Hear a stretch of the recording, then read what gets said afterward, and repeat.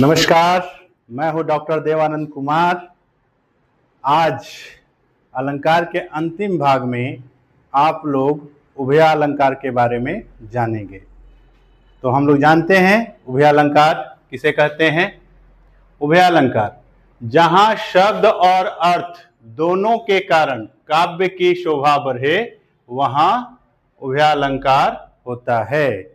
जहां शब्द और अर्थ दोनों के कारण काव्य की शोभा बढ़े वहां उभयालंकार होता है। ठीक है। उभयालंकार में क्या होता है कि शब्दालंकार भी होता है और अर्थालंकार भी होता है, यानी शब्दों का भी चमत्कार होता है और अर्थों का भी चमत्कार होता है, दोनों का मिश्रित चमत्कार होता है, तो वहां पर उभयालंकार होता है।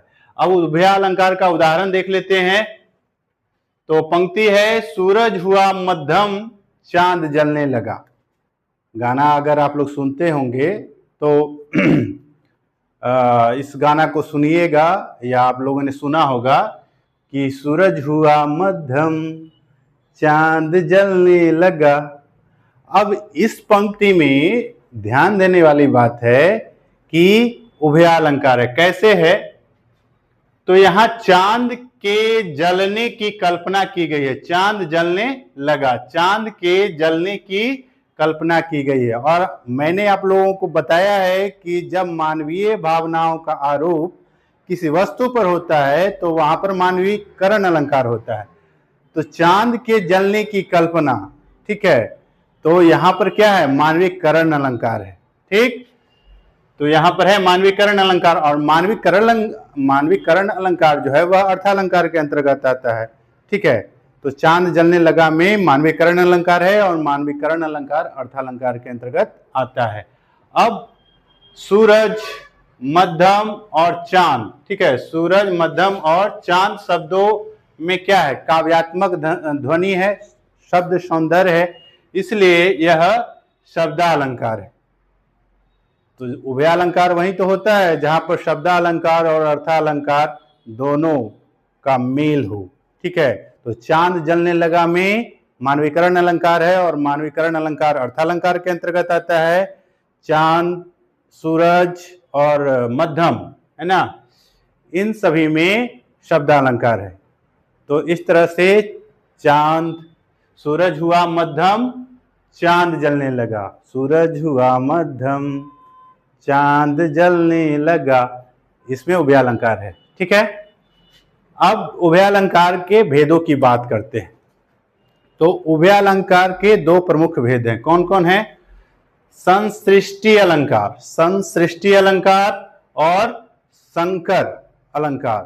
संसृष्टि अलंकार को संसृष्टि उभयालंकार कहेंगे और संकर अलंकार को संकर उभयालंकार कहेंगे। अब सवाल उठता है कि संसृष्टि उभयालंकार क्या है? तो जहां शब्दालंकार और अर्थालंकार दोनों एक ही पद्य में हो परंतु उनकी पहचान अलग अलग की जा सके। जहां शब्दालंकार और अर्थालंकार एक ही पद्य में हो किंतु उनकी पहचान अलग अलग की जा सके, तो वहां पर क्या होता है? तो वहां पर होता है संसृष्टि उभयालंकार।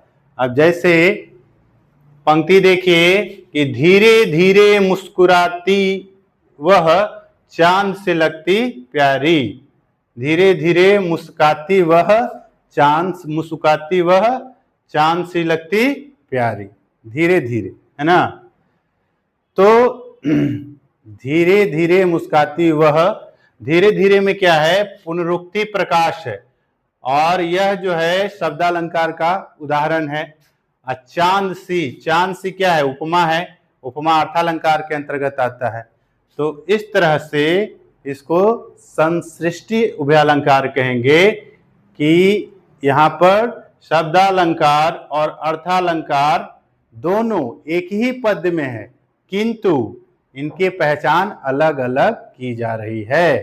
तो धीरे धीरे मुस्काती वह चांद से लगती प्यारी, इस पंक्ति में संसृष्टि उभयालंकार है। अब दूसरा संकर उभयालंकार।